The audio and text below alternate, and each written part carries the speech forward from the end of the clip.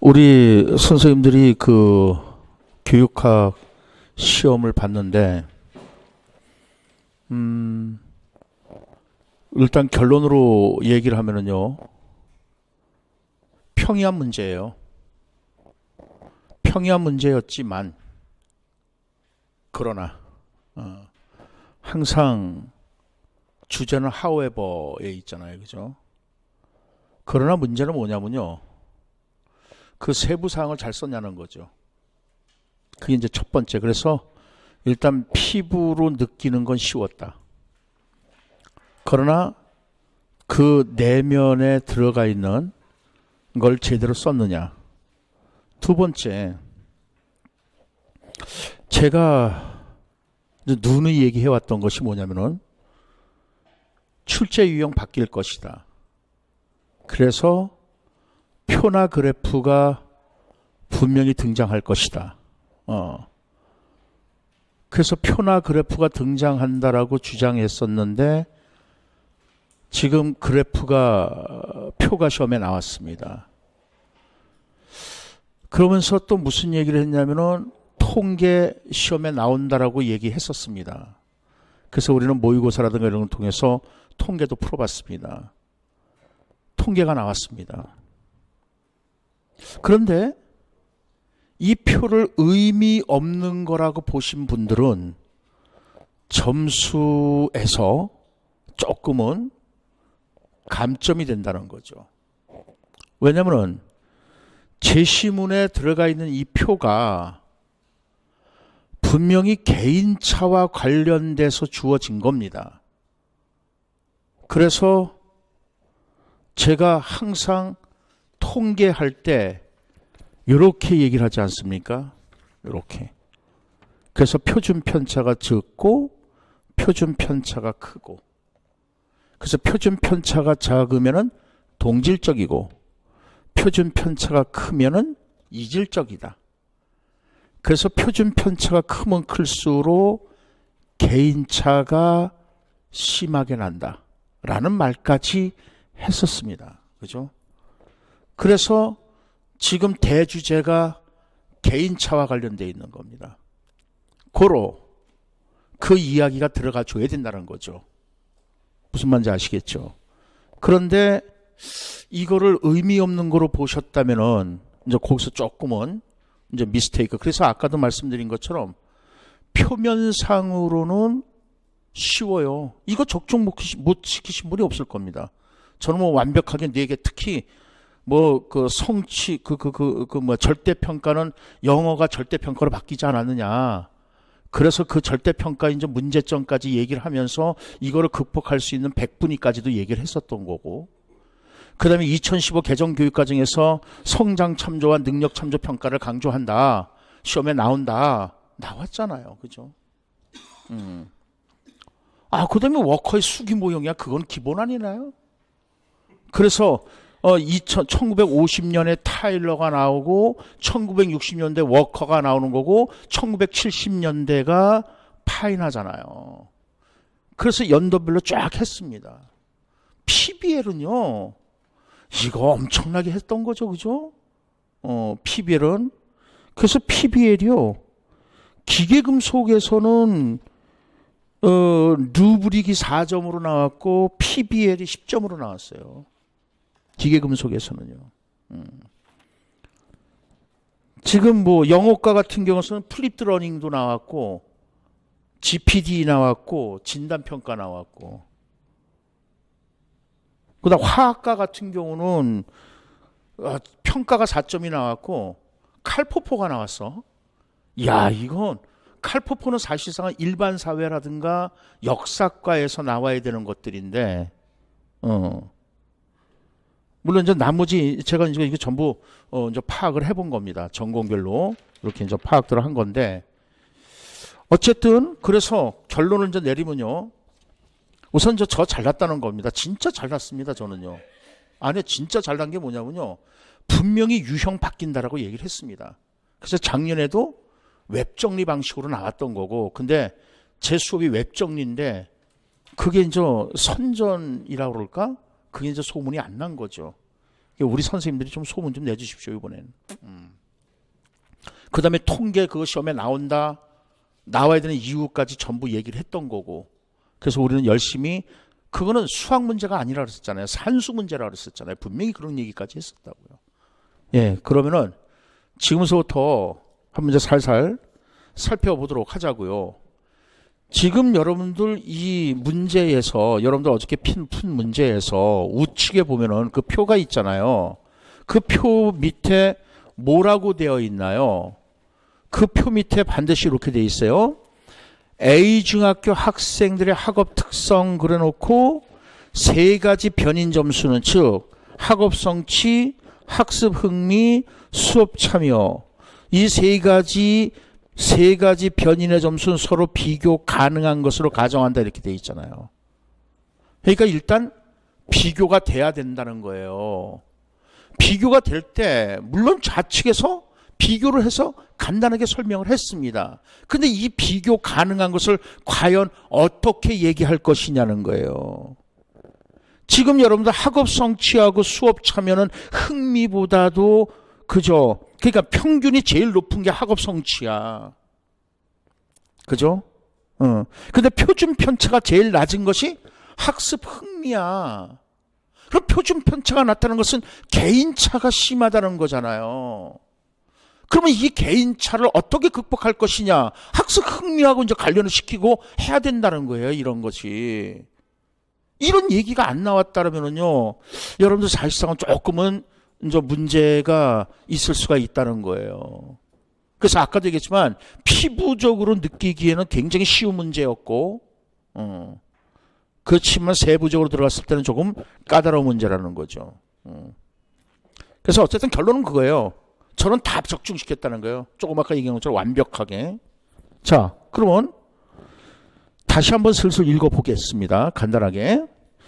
박 교사, 선생님이 우리 학교 학생의 학업 특성을 보면은, 그러면서 제가 어떤 얘기를 했냐면 이런 얘기까지 했어요. 자, 제 시험 문제를 보고 진짜 말도 안 된다라고 얘기한 사람들이 굉장히 많았었습니다.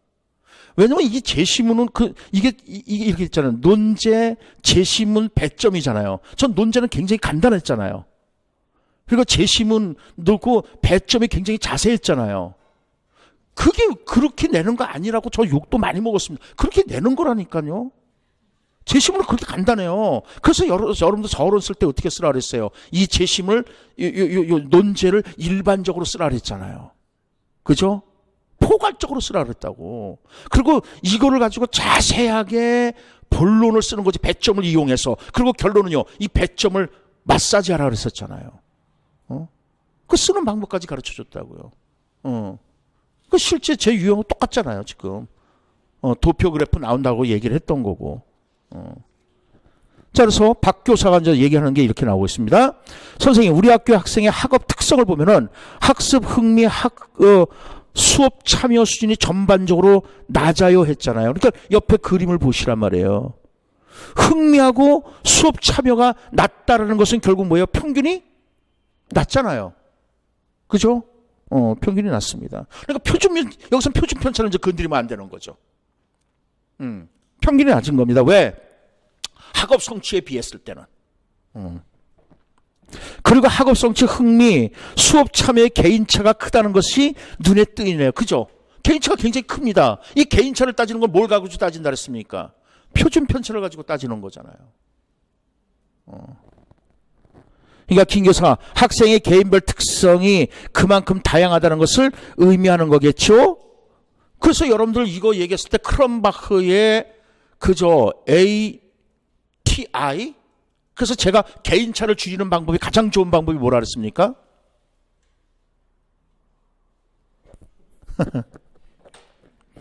그래, 이 교육학이 뭐냐면은 운전면허 시험과 같아.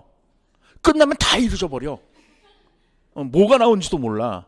근데 제가 분명히 이랬었어요. 이건 이제 학습자 능력으로 보는 거고, 이거는요, 여기는 흥미로 보든지 적성으로 보든지 그 변이는 다양한 거야. 그 다음에 여기는 뭐로 본다 그랬어요? 성취도로 본다 그랬잖아요. 그랬을 때 A 교수 방법과 B 교수 방법 이렇게 되는 거잖아요. 이게 이상적이라 그랬잖아요. 그래서 학습자 흥미로 보자 말이야. 여기 이제 흥미가 나왔으니까. 그러면 흥미가 낮은 아이가 있고 흥미가 높은 아이가 있단 말이에요. 흥미가 낮은 아이에게는 A 교수 방법보다는 B 교수 방법이 좋은 거고 학업 성취도가 높잖아요. 근데 흥미가 높은 아이는 B 교수 방법보다는 A 교수 방법이 학업 성취도가 높잖아요. 확연하게 차이가 난단 말이야. 그런데 이걸 이제 줄이는 방법이 이렇게 얘기를 했었잖아요. 이건 이상적인 모형이라면은 현실적인 모형은 자, 이걸 A 교수 방법이라 보고 요걸 B 교수 방법으로 보자 그랬잖아요.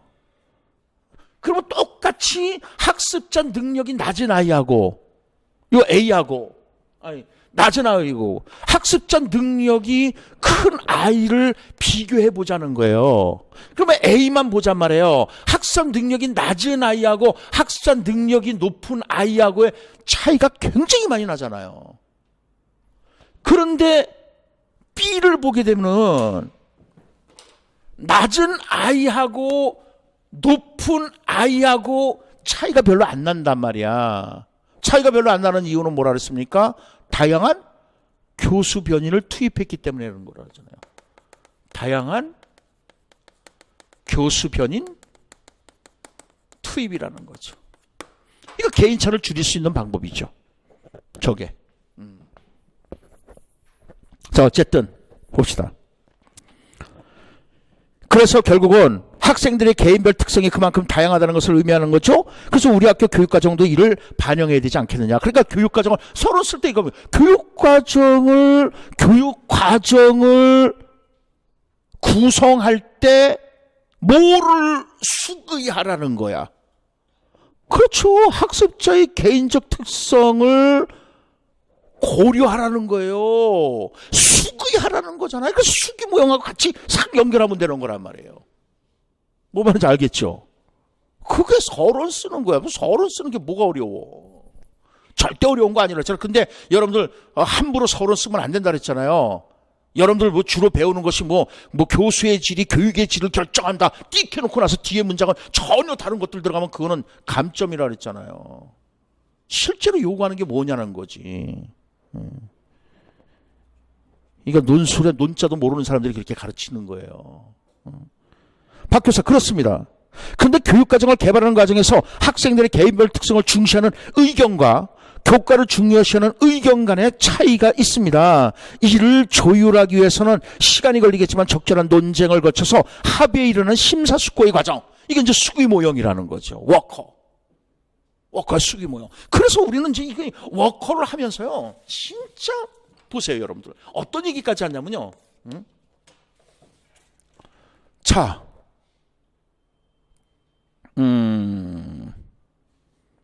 우리가 여기 합리성이라고 써놨을 거야. 여기 역동적 상호작용이란 말을 썼을 거예요.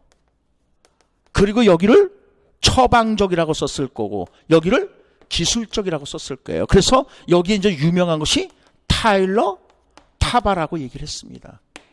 이렇게 반대되는 것이 워커와 스킬백이라고 했습니다. 그죠? 그러니까는 워커를 쓰면서요. 이거 기술적이고 역동적 상호작용 모형 써도 상관없어. 그 특징으로 그거 들어가도 괜찮습니다. 쓰면서. 그런데 여기는 선형적이잖아. 반드시 순차적이잖아. 여기는 비순차적이고 비선형적이야. 그러니까 어느 단계에서든지 실제적으로, 그래서 이게 실제적 모형이라고 했잖아요. 어떻게 얘기하냐면 1950년대, 1960년대, 1970년대로 오면서 1950년대는 개발이었고 1970년대는 뭐라 그랬습니까? 실제라 그랬잖아요. 실제. 이거 안 들어갔으면 안 되는 거야. 실제란 말이 들어가줘야 되는 거지. 그리고 1990년, 70년대는 뭐라 했습니까? 이해라고 했었잖아요. 근데 묘하게 시험 보세요. 이거 타일러가 작년, 재작년에 여러분들 17학년도에 시험에 나온 거야. 그러면 워커가 여기에 들어가 있는 거거든요. 이게 이제 18학년도에 나온 거예요. 그렇다면 도대체 수학연도는 뭐로 나오겠냐는 거지. 네? 그런데 여러분들 어떤 얘기를 했었냐면은 구성주의가, 요새 구성주의가 굉장히 중요하다 그랬었잖아요. 그래서 여기 딱 잘랐을 때 여기를 개발 패러다임이라는 거고 이걸 이해 패러다임이라고 한다 그랬었잖아요. 그죠? 그래서 이 워커의 3단계까지 다 외웠던 거고, 그죠? 그래서 이제 이걸 하는 데 있어서 수기가 어떻게 이루어졌는가. 여러분들 이거 적중 문제 잡을 때 텍스트는 일단 완전히 다 빼버렸어요. 텍스트에 이거 안 들어간 사람이 어디 있겠어요? 그죠? 다 들어가 있을 거야. 안 들어간 사람 없어요.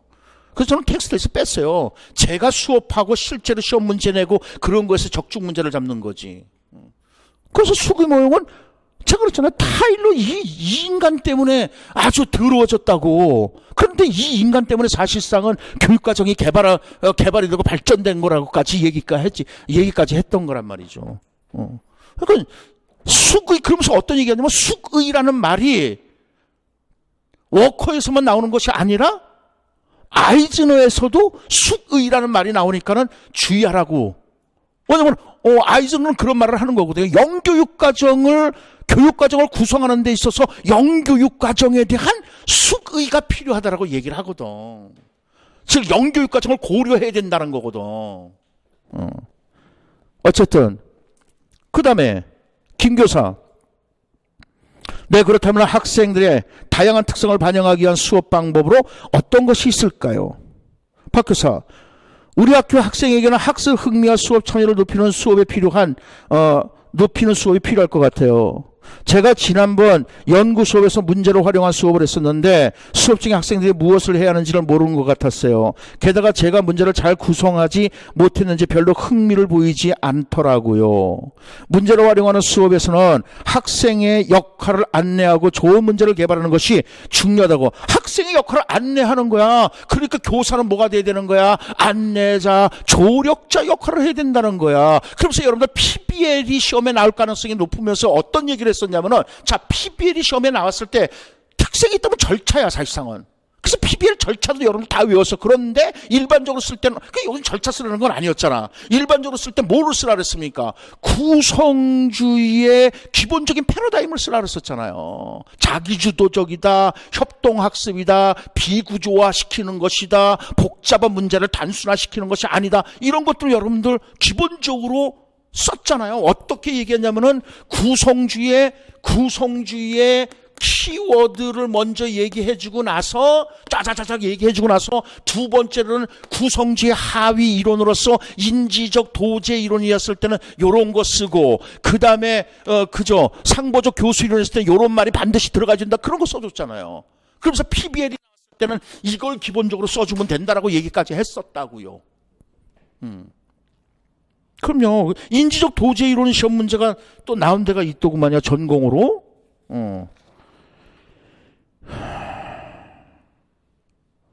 어시오 모형 나온 데도 많더구만요. 연극 영화에서도 어시오 모형 나오고. 인지적 도제 이론이 어디서 나왔던데? 네? 음악에서. 오케이. 네, 음악에서 플라톤, 아리스토텔레스, 루소 같은 거. 그 다음에 인지적 도제 이론 4점. 피아제 10점. 평가 4점. 음악에서 나왔더구만요. 체육에서 화랑도도 나왔어. 근데 화랑도 맞거든. 화랑도는 반관이야. 맨 처음에 사조직으로 출발한다고. 그러다가 이제 관변단체가 되는 거지. 근데 또 그 대사례가 나왔다고. 대사례는 성균관에서 활쏘기 하는 거야. 얘네들 이제 활쏘기 송경습사거든, 사실상은. 활쏘기를 강조해. 근데 이제 전공에서 이제 뭐라고 하느냐는 거지. 근데 나는 이제 전공 용어는 모르니까 대사례는 잘못된 거라고. 화랑도는 신라지, 대사례는 이게 조선시대 때 쓰는 건데, 성균관에서. 그래서 틀린 거 2개, 2점이야. 2개 바로 잡는 거. 자, 어쨌든. 그래서 PBL 문제는 이게 이제 문제가 그렇게 썩 저기 한 건 아니야. 근데 중요한 거는 거기 이제 세부 사항이지. 전체로 PBL은 표면상으로 느끼기에 쉬운 문제였다고. 근데 PBL 못 쓴 사람도 많어. 지금 저하고 수업 들은 선생님들이 선생님 4개 다 썼어요 하는 거죠. 실제로 다른 사람들은요, 저는 수기 모형 못 썼어요 하는 사람들도 많고요, PBL 못 썼어요 하는 사람들 많고요, 통계가 나와서 완전 멘붕 걸렸다는 사람도 많아요.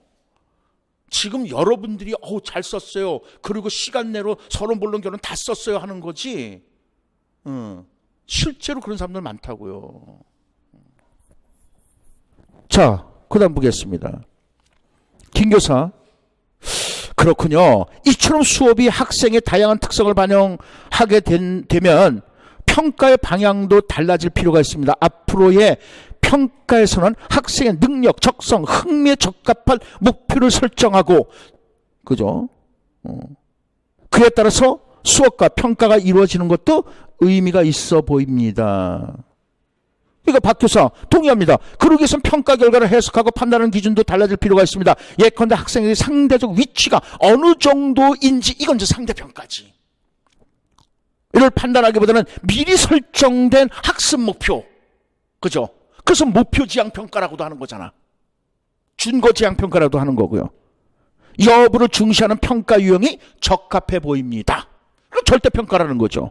그래서 아까도 말씀드렸지만 절대평가가 올해 시험 문제 나올 가능성이 높다. 왜 그렇다 그랬습니까? 수능에서 영어가 절대평가로 갔잖아요. 그래서 이번에 영어가 굉장히 평이하게 나온 거잖아요. 수능에서 국어가 엄청나게 어렵게 나오고. 그러면서 이 절대평가라고 하면 일정 점수에 도달하면 다 1등급이 되는 거잖아요. 그랬을 때 제가 고준이를 예를 들면서 과연 어떻게 우리가 대학교 진학을 시켜야 될 것인가, 100분위로 해야 될 것인가, 등급으로 해야 될 것인가. 절대평가로 갔을 때는 모두가 다 1등급이 돼버리는 거잖아. 그랬을 때 대학에서는 이렇게 뽑을 수는 없다. 그래서 100분위로 갈 수도 있다. 이렇게 얘기를 했었던 거라고요. 그러니까 이게 얼마나 중요한 겁니까?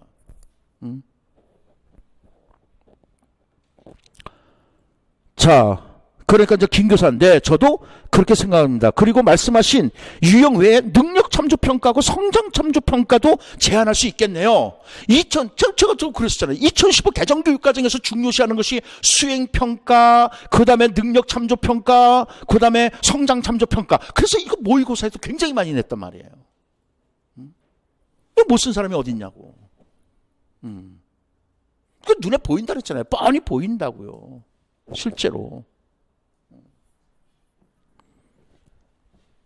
그러니까 내 좋은 생각입니다. 근데 저 혼자서 학생의 다양한 특성을 고려해서 교육과정을 개발하고 수업을 실제하고 평가하는 것은 힘들어요. 선생님과 저에게 이 문제가 공동의 관심이니 여러 선생님과 경험을 공유하고 협력해서 피드백을 주고받는 것이 좋겠어요.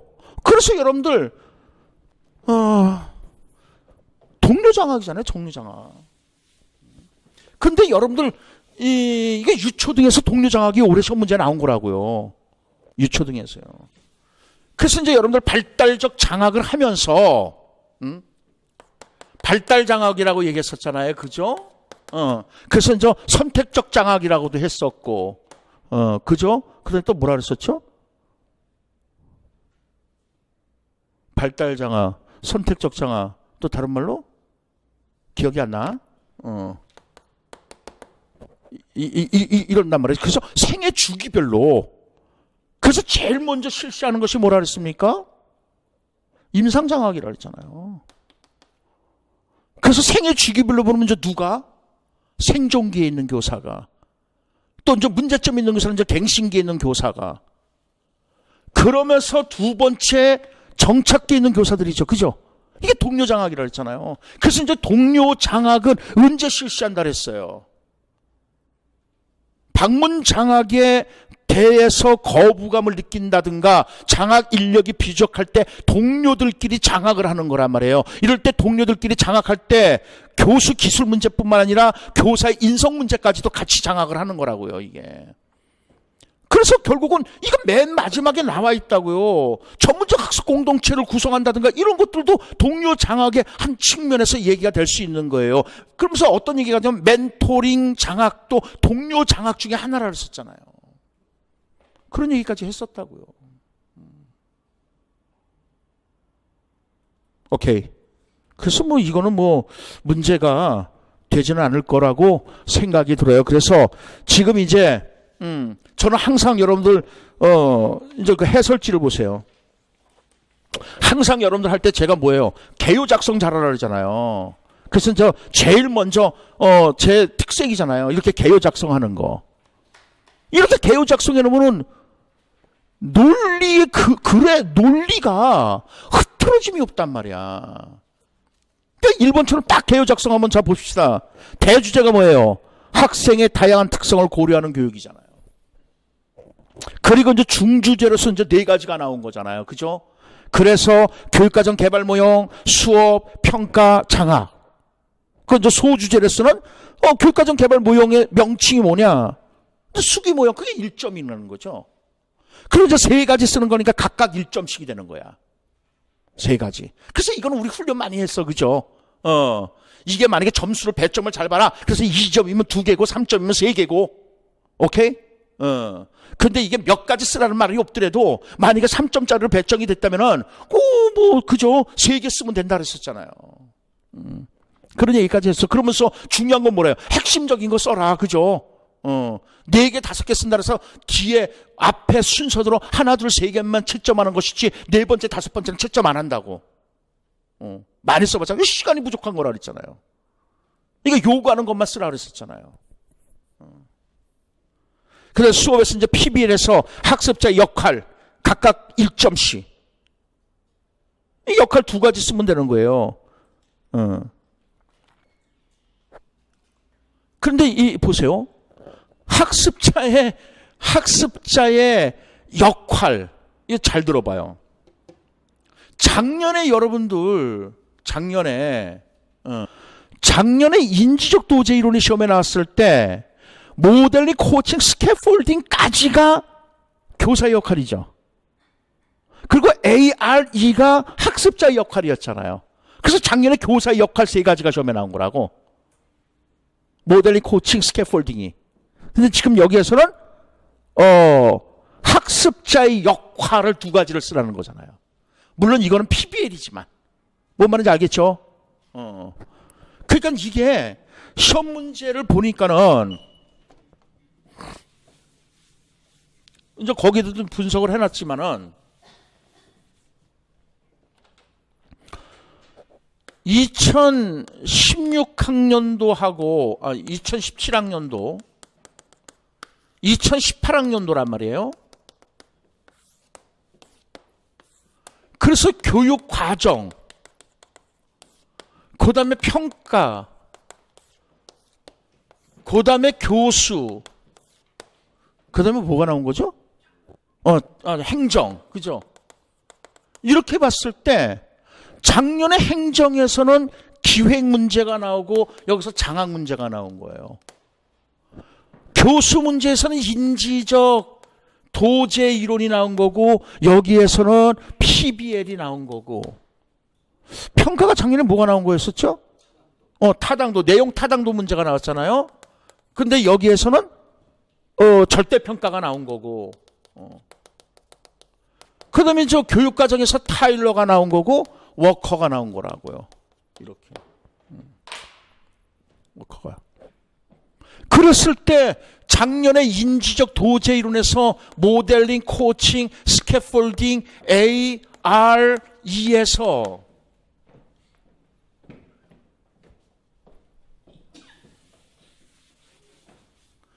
여기까지가 교수의 역할이라면은 요게 이제 학습자의 역할이라고 됐었잖아요. 이렇게 나가는 거였잖아요. 지금 여기에서는 학습자의 역할을 이제 쓰라는 거잖아요. 교사의 역할이 아니라 학습자의 역할을 쓰라는 겁니다. 그 다음 이제 평가 명칭에서 절대평가, 그리고 이 절대평가에서 개인차에 대한 교육적 해석 1가지를 쓰라는 거고, 그 다음 이제 김교사가 제안하는 2가지 평가 유형, 그래서 능력 참조 평가가 뭐고 성장 참조 평가가 뭔가를 쓰라는 거잖아요. 그러니까 보세요. 2015 개정교육과정에서 사실상은 이거 다 나온 거나 마찬가지라고요. 그 장학의 명칭과 개념, 그 다음에 이제 활성화 방안 2가지 이렇게 나온 거죠. 자, 그러면 보겠습니다. 1페이지 맨 밑에 하단을 보시죠. 출제 경향 및 문제 해설에서 문제 해설에서 보면 1번 형식 점수. 서론 본론 결론 형식만 갖춰도 일단은 1점을 획득한 겁니다. 그러니까 채점하실 때 나 물론 결론까지 다 썼어. 그럼 1점은 이제 5점 중에서 1점은 얻으신 겁니다. 1점은. 두 번째, 대주제. 학생의 다양한 특성을 고려하는 교육과 연계됐는가요? 그러니까 다시 말해서 서론, 본론, 결론에 각각 다 표시가 됐느냐인 거예요. 각각 다 표시가 됐다면은 2점. 오케이? 그러니까 본론에 4가지 문제 있잖아요. 그 본론의 4가지 문제도 이런 표현이 연결돼서 들어갔다면은 2점이라는 거예요. 2점. 그리고 표현의 적절성은요. 이건 뭐 별로 문제가 안 될 겁니다. 왜냐면 여러분들이, 그러니까, 예를 들어서 주어와 수어의 어떤 이런 관계가 안 맞는다든가, 그래서 채점하는 사람이 이해가 안 된다든가 했을 때는 이게 이제 표현의 적절성 문제에서 걸릴 수가 있어. 근데 우리는 여러분들 첨삭을 통해서 항상 문장 짧게 쓰고 서론과 주어와 동사의 관계를 잘 봐라 그러면서 눈이 훈련을 받아왔기 때문에 이건 1점은 그대로 받았을 거라는 거죠. 그러니까 이게 이제 5점짜리가 그냥 주는 게 아니라 그랬었잖아요. 이 5점을 무조건 획득했어야 된다는 거죠. 그래서, 나는 이거, 대주제가 서론, 본론, 결론에서 서론과 결론에만 표시했어. 그러면 그건 1점 처리하시면 돼. 난 본론만 좀 넣었던 것 같아. 그러면 그것도 1점 처리하시면 돼. 난 다 들어갔어. 그러면 2점 처리하시면 돼. 알겠죠? 그리고 표현의 적절성은요, 말이 안 되게, 나 쓰고 나서도 내가 제대로 썼는지 잘 모르겠어. 이러면 그냥 표현 점수 1점 날아갔다고 생각하시면 돼. 내가 쓰기에는 명쾌하게 쓴 것 같아. 물론 내용을 맞았던 틀렸던 간에 내가 쓸 때는 진짜 깔끔하게 쓴 것 같다라는 느낌. 그러면 1점 플러스 하시면 되는 거예요. 그 다음에 뒤로 가서 수구 모형. 수구의 모형이라고 쓰신 분 1점입니다. 그리고 이제 근거로서 학생들의 다양한 특성을 반영하고 구성원들의 합의를 강조하는 거 2개. 제시문에 실제적이다라는 이유를 추론하는 문제. 제시문에 실제적이라는 것이 있었잖아요. 있었다니까. 그걸 이제 추론하는 문제란 말이에요. 그걸 제대로 추론했느냐. 그걸 1점으로 보는 거죠. 또 PBL에서 2015 개정교육과정에 지향하는 거 구성주의 학습 설계입니다. 그래서 학습자의 역할을 이제 크게 뭐 2가지로 보는 거죠. 주도적, 자기주도적 학습, 협동학습, 그죠? 문제의 특성은요, 비구조화된 문제라고 했었잖아요. 이걸 얼마나 얘기한 겁니까? 그죠? 구조화된 문제를 갖다 비구조화된 문제를 구조화시키는 것은 그건 객관주의다. 비구조화된 것이다.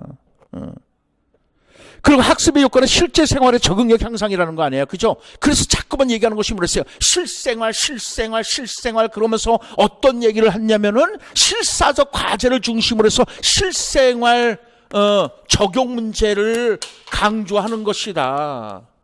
이런 말까지 써줬잖아요. 그러면서 어떤 얘기까지 하면 영어과 같은 경우에서는 GPD가 시험 문제 나올 가능성이 높다는 얘기까지 했어요. 그래서 영어로 써줬다가 Zone of Proximal Development 이렇게 해갖고요. 근데 4단원으로 영어 쓰는 게 나왔잖아요. 2점인가요? 네, 2점이잖아요. 2점이면 하늘과 땅 차이예요. 그러니까는 전투로 수업을 들으면은 전공까지 다 챙긴다니까. 진짜로 그렇다니까요. 웃자고 하는 소리가 아니라 저는 전공도 면밀하게 파악하잖아요. 여러분도 우리 루브릭 평가도 모의고사에서 시험 문제 봤어요. 기계금속에서 루브릭이 나왔잖아요. 그리고 영역과 아까 얘기했잖아요. 플립드 러닝이 시험 문제 나왔잖아요. 플립드 러닝 영어 쓰는 거예요. 그것도 영어로 써주잖아요. 플립드 러닝. 이제 진단평가를 영어로 안 써줬을 뿐이지. 진단평가를 영어로 쓰는 게 나왔다고요. 그런 발음은 어떻게 돼? 디아그노틱이라고 해야 돼? 다이아그노틱이라고 그래야 돼요? 다이아그노틱 테스트가 하면 되는 거잖아요. 나는 발음이 좀 더럽지. 우리는 발음이 더러울 수밖에 없어. 그러나 영어 단어는 잘한다고. 자, 수업합시다. 어쨌든. 자, 그 다음에 이제 준거지향 평가죠. 그래서 이거는 이제 2015년 출시 시험 문제로도 나온 건데, 그 개인차에 대한 교육적 해석은 지문에 나와 있는 능력, 적성, 흥미로 이제 답을 해야 되는 것이고, 그것은 이제 거기에 이제 안 들어가 있지만은, 표준 편차 이런 문제가 이제, 서론, 쓰는 데는 이제 들어가 있습니다.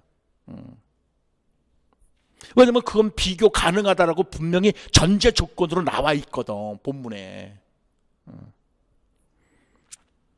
그리고 이제 능력 참조 평가하고 성적 참조 평가. 그다음 동료 장악.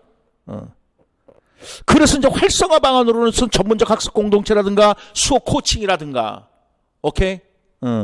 그다음에 이제 연구 수업을 한다든가, 또 공동 직무 연수를 한다든가, 수업 분석을 한다든가, 협의회를 한다든가 등등등 하나 쓰면 되는 거라고요. 총평을 보겠습니다. 주제는 평이에 따랐어요.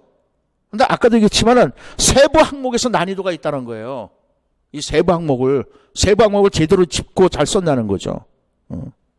예를 들어서 수의 모형의 적용 이유라든가 학습자의 역할, 평균과 표준 편차 이용한 개인차에 따른 교육적 해석, 여기서 점수 차이가 날 수가 있다는 거예요. 전년도와 같은 수준에, 그러니까 사람들이 그런 거야. 표면적으로 느꼈을 때, 이거 쉬웠어. 그죠? 근데 분명히 쉬운 문제만은 아니었다는 거죠. 적중, 출제 유형 밝힐 것을 정확하게 예측했고요. 통계가 시험에 나올 것을 예상했고요. 전년도에서 완벽하게 100% 적중. 이거 해줘야 돼. 이렇게 자꾸 얘기를 해야 돼. 안 하면은요, 안 한 거야, 그냥. 그래서 여러분들이 진짜 저를 좀 많이 좀 도와주시면 좋겠습니다. 카페, 우리 카페는 필요 없어. 우리 카페 평상시에는 한 10명이나 15명으로 요번에는 400명, 500명씩 들어왔다니까. 다른 카페 가서, 전공도 같이 건드려줘. 그럼 물론 전공 내용은 나는 몰라. 근데 그 전공의 특성상 이런 게 시험 문제 나올 수 있다는 걸 얘기를 해주는 거죠. 그래서 영어과 같은 경우는 이제 만약에 한다면은 진짜 전공 특성상 영어과 만약에 한다면은 이제 스캐폴딩이 남은 거지 뭐.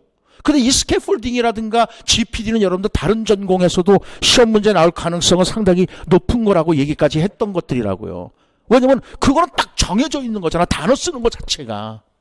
그래서 수교과에서는 옛날에, 이제 수학과는 내가 아직 안 살펴봤어요. 수교과에서는 옛날에 스캐폴딩이 2점짜리로 시험에 나왔던 거잖아요. 자, 그래서 이제 예상 정답이 있고요.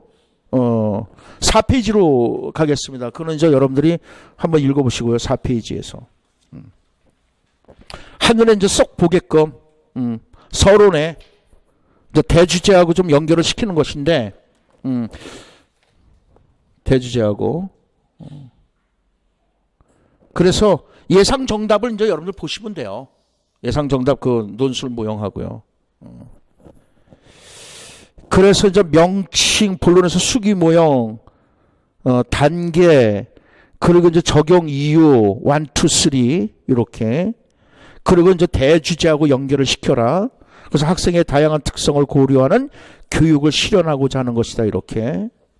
또 PBL 같은 경우에서도, 학습자 역할, 비구조 문제 1점, 학습자 역할, 그 다음에, 학습의 효과에서 그 실제 생활의 적응력을 높인다는 거, 이런 것들. 준거지향에서도 역시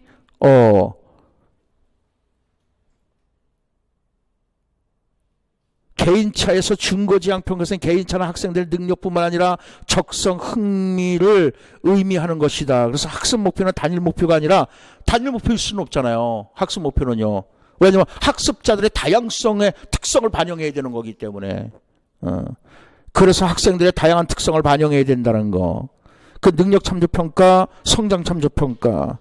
아, 여기에 이제, 이따가 읽겠지만은, 이제 모범 정답, 답안을 읽겠지만은, 여기서 이제 표준편차 이런 거는 일단 여기는 안 들어가 있습니다. 앞에는 저 들어가 있습니다.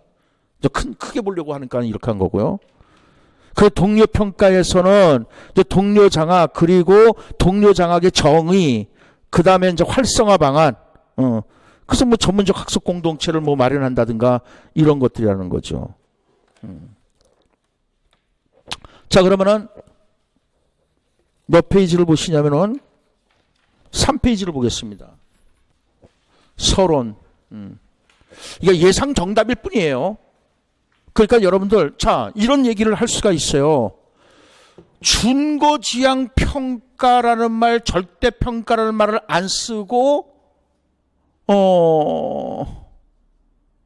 2015 개정교육과정에서 절대평가를 다른 말로 뭐라 한다 그랬어요?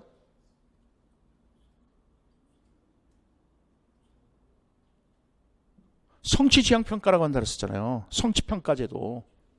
성취평가제도라고 쓰면은 안 되겠느냐는 거예요. 그러면 철저하게 성취평가제도에 대한 내용으로 연결했었냐는 거예요. 그렇게 한다면은 아마 정답이, 그러니까 점수가 주어질 겁니다. 오케이? 그랬을 때 그거는 분명히 2015 개정교육과정과 연결이 돼야 돼요. 왜냐면 다시 한번 얘기하지만 성취평가제도는 절대평가를 2015 개정교육과정에서는 성취평가제도라는데, 그러면 성취평가제도에는 분명하게 뭐가 있어요?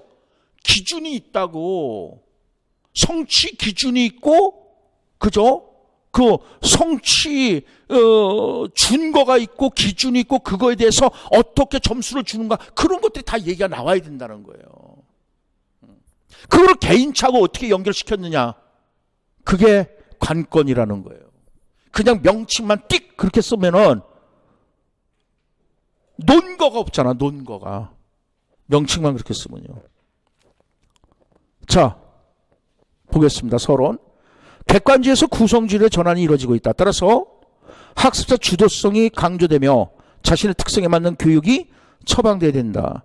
학생의 다양한 특성을 고려하는 교육이 성립되기 위해서는 상대평가보다는 목표 달성을 통한 역량을 개발할 수 있는 교육과정을 개발하기 위한 다양한 논의가 이루어져야 된다. 2015 개정 교육과정에서 추가하는 창의 융합형 인재 양성을 형성을 위한 교육과정 구성이 필요하다. 제10문에 구성원의 학업의 필요로 보아서 박 교수가 제안한 교육과정 개발 모형은 수구의 모형이다. 단계는 강령, 수구의, 설계 단계로 이루어진다. 근데 이걸 물어보는 게 아니기 때문에 실제로는 근데 쓰긴 써야지. 왜냐면은 거기서 이 세 단계에서 수기를 중요시한다는 수기를 빼기 위해서 넣은 거라고. 그러니까 뭐 쓸데없이 5단계 써도 뭐 상관은 없어. 근데 여기서 물어보는 건 수기를 물어보는 거잖아. 그러니까 수기 모형이니까 이 단계, 세 단계 중에서 여기가 뭐 설계는 뭐고, 강령은 뭐고, 설계는 뭐고, 수기는 뭐다라는 걸 얘기하면서 이제 수기로 쫙 빠져야 된다는 거지.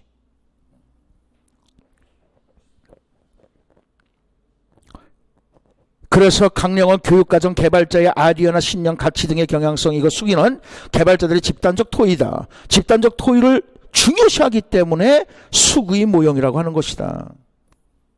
설계는 수기를 통해서 얻은 의사결정을 구체화시키는 것이다. 수기 모형을 적용하는 이유는 다음과 같다. 근데 첫째, 둘째, 셋째 이렇게 하면 되는 거죠. 첫째, 학생들의 다양한 특성을 반영하기 때문이다. 왜? 이제 대주제를 연결을 해야죠. 왜 사람들이 고민을 하냐는 거야. 지금 주어진 문제가 학습적 특성 문제 아니야. 그러니까 이렇게 연결이 됐냐는 거예요.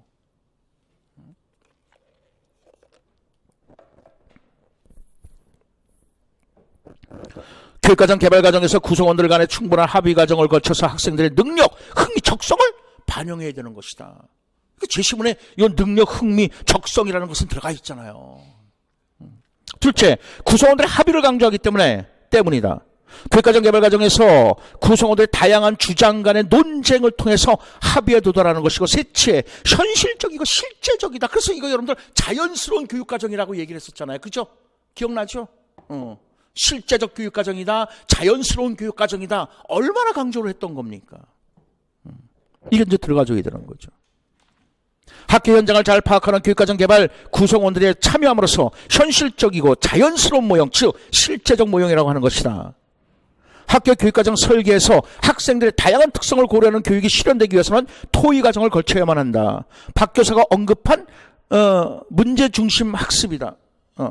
이거 표현이 좀 그렇다, 그죠? 제시문에서 교사가 문제를 구성하는데 문제가 발생함으로써 학생의 흥미를 유발하지 못한다는 점에서 문제 중심 학습이 필요하다.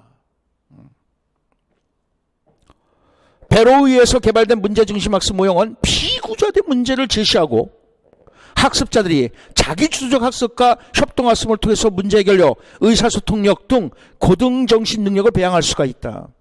학습자의 역할은 다음과 같다. 첫째, 자기주도적 학습을 한다. 문제에 대해서 스스로 해결책을 검증하고 자료를 개발하며 자기주도적 학습에 대한 책무성을 지니는 것이다. 둘째, 협동학습을 한다. 협동학습 구성원들과 정보를 공유하고 통합하고 의견 일치를 통해서 문제 해결을 탐색하는 것이다. 그래서 제가 아까도 얘기했지만은 자, 구성주의 쓸 때는 기본적으로 써야 될 것이 개념이 이거다. 그래서 첫째, 실사적 과제, 이런 건 좀 구체적인 사례로 드는 거라 그랬었죠. 그러면서 이제 두 번째 뭘 쓴다 그랬습니까? 자기 주도적이다. 그러면 이제 이건 학습자의 역할이지만 교사의 역할은 어떤 얘기가 되는 거예요? 조력자가 되는 거잖아요. 이거는 교사의 역할이잖아요. 지금 우리는 학습자의 역할을 쓰라는 거잖아요. 그러니까 자기주도적이라는 것이 학습자의 역할이 되는 것이고, 교사는 어떤 역할을 한다? 안내자, 조력자 역할을 하는 것이다. 다시 말해서 스캐폴더가 되는 거라 그랬었잖아요. 그리고 세 번째 뭘 한다 그랬습니까? 협동학습을 하는 거라 그랬잖아요. 그죠? 협동학습을 하는 것이다. 그 다음 네 번째는 뭐라고 한다 그랬습니까? 비구조화를 했었죠. 그래서 구조화된 것을 갖다가 비구조화시키는 것이, 그러니까는 비구조화시킨 것을 갖다가 비구조화된 것을 구조화시키는 것, 이거는 어떻게 된다 그랬어요? 이건 객관주의라 그랬었잖아요. 또 복잡한 문제를 갖다가 단순화시키는 것이다. 이것도 어떻게 되는 거라 그랬어요? 그건 객관주의라 그랬어요. 이렇게까지 다 써줬다고요. 그래서 어떤 얘기하냐면, 자, PBL이 나온다면은 절차, 특색이 있다면 절차고 나머지는 이거 써줘도 된다 그랬어요. 그런 얘기까지 했어요. 근데 절차 문제를 물어보는 게 아니었잖아.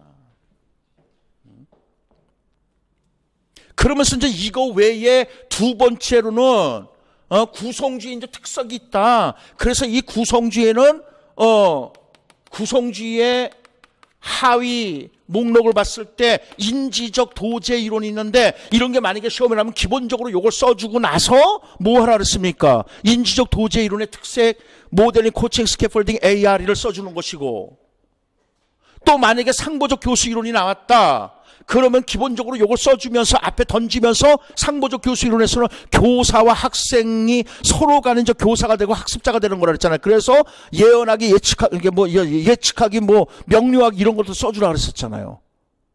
그 뭐 문제가, 우린 충분하게 잘 썼을 거라고요. 오케이. 그래서 둘째, 협동학습을 한다. 협동학습 구성원들과 정보를 공유하고 통합하고 의견 일치를 통해서 문제 해결을 탐색하는 것이다. PBL의 적합한 문제 특성은 실사적 과제와 실제 상황의 비구조적인 문제다. 실사적 과제잖아. 실사적 과제 이거. 비구조적인 문제들이라는 거죠. 구조화되어 있지는 않다고요. 그러니까 여러분들이 저한테 요구하는 게 구조화시켜줘. 구조화시켜준 사람들이 이건 오래 못 쓰는 거야 이거. 이건 철저하게 이해 문제였지. 요번 수능이란다. 요번 논술 문제는 이건 이해 문제였지. 구조화시켜서 여러분들 핵심 키워드만 외워갖고는 이건 못 쓰는 거야. 근데 구조화해서 핵심 키워드만 외운 사람들은요, 객관주의 교육 방법이라 그랬잖아요. 그게요. 객관주의식으로 여러분들 암기한 사람들이라 그랬잖아요. 그럼 이건 못 쓰는 거라고.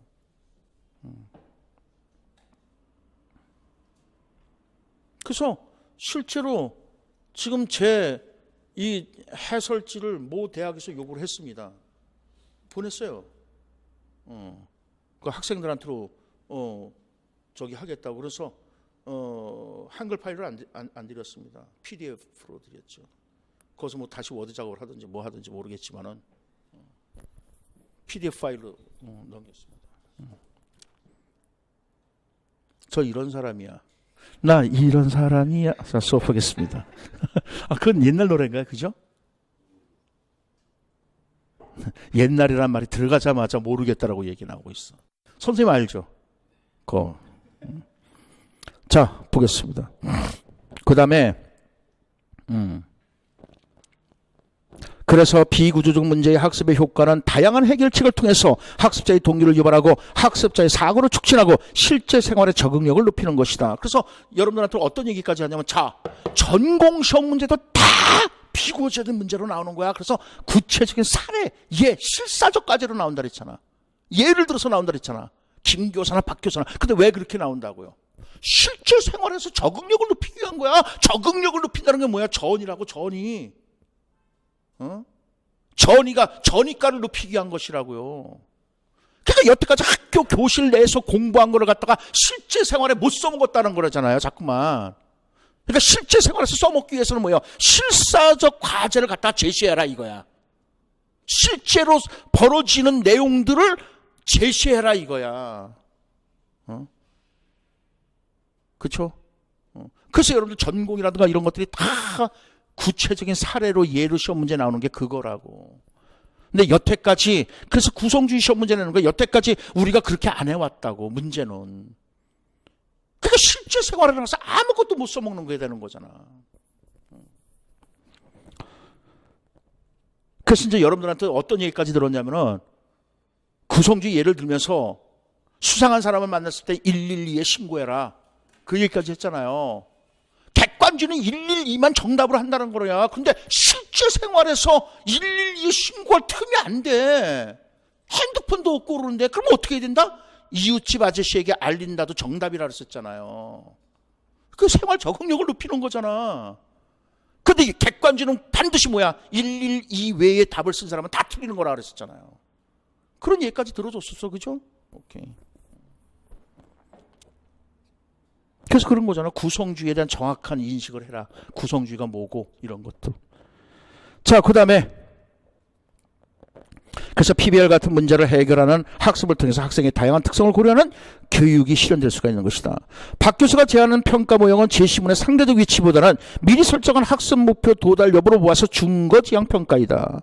제시문에서 세 가지 변인 점수는 서로 비교 가능하다는 점에서 평균과 표준 편차에 따른 개인차가 나타남을 인지할 필요가 있다.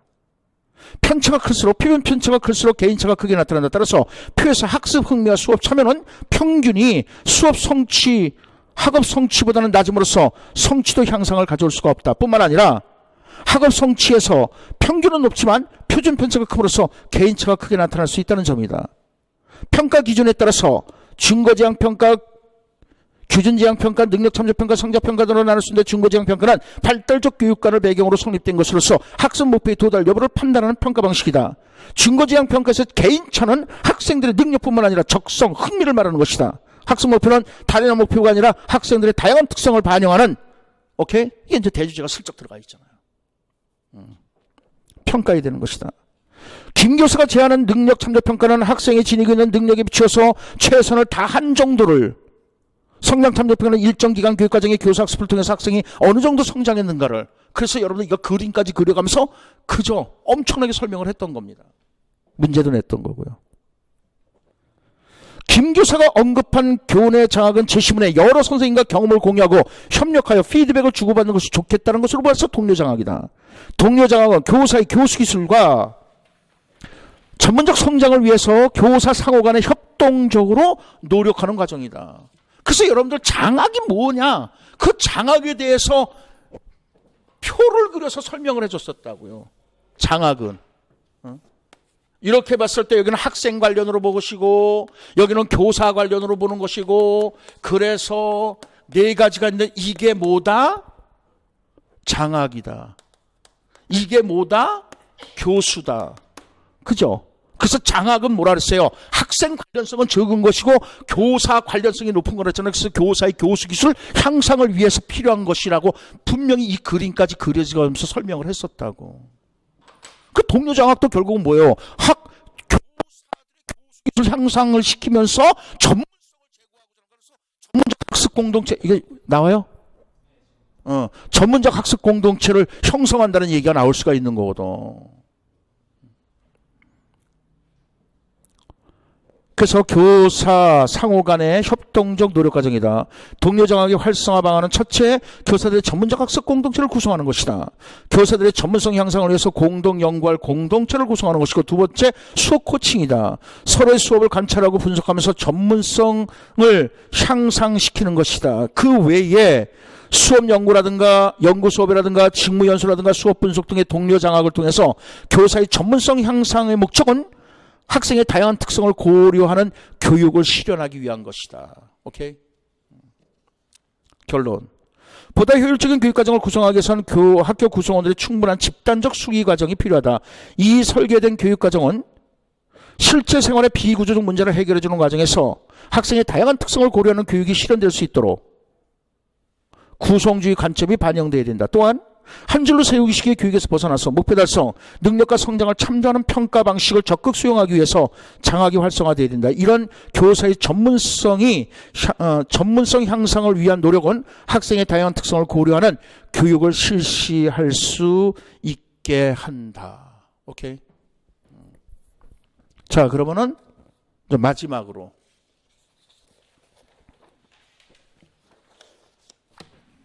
그 6페이지예요. 제 잘난 체 하는 겁니다. 또 서론에서도 잘난 체 했잖아요. 그럼 끝날 때도 잘난 체. 그래서 서론과 결론이 수미상관으로 맞는 거야. 서론에서만 잘난 체 하면 안 되거든. 결론에서도 잘난 체야 그저 일관성 있는 게 되는 거잖아요. 자, 통계 누가 시험 문제 나오지 않는다라고 했는가 이거예요. 이게 시험에 나온다라고 제가 얘기를 했었습니다. 그래서 이거에 대해서 이제 막 우리 선생님들이 그 카페에 막 올라오고 그래서 제가 이거 시험에 나온다. 그래서 행정고시에 정상 분포 곡선을 제시하고 가드너 문제가 나왔다 그랬었잖아요. 표 그래프가 나오고. 그래서 행정고시 스타일로 따라갈 것이다. 그러면서 그다음 논거로서 여태까지 첫 해서부터 작년까지 이제 올해 빼놓고 작년까지 그 유형 모형이 전부 계속 바뀌었어. 그래도 올해도 바뀔 것이라고 얘기를 했었다고 분명히. 그래서 이제 카페의 질문에 대한 응답 확인을 보시면 된다는 거죠. 그래서 뭐 제가 이제 저를 믿으십시오 그러고 이제 쓴 겁니다. 이게 카페에. 이렇기 때문에 연구 통계는 시험에 나오지 않는다는 소문에 휩쓸렸다. 그러면서 이게 질문이 2016년 10월 16일 날 질문한 거예요. 그래서 이제 그에 대해서 시험 문제 나온다고 답변을 해드린 거고.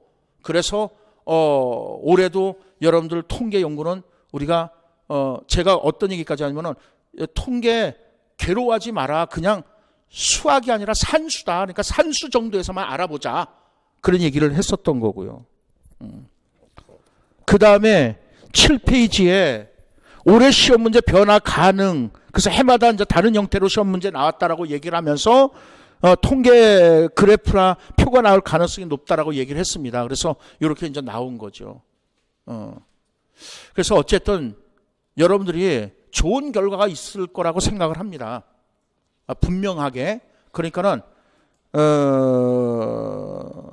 면접 준비 좀 철저히 하시고 그래서 좋은 성과 결과가 있으시길 기대합니다. 제가 언제든지 여러분들이 요청하면은 여러분들을 도와줄 수 있는 방법이 있다면 최대한 도와드릴 테니까는 좋은 결과로 얼굴을 뵀으면 합니다. 수고들 하셨습니다. 여기까지 끊고요. 자, 수고들 하셨습니다.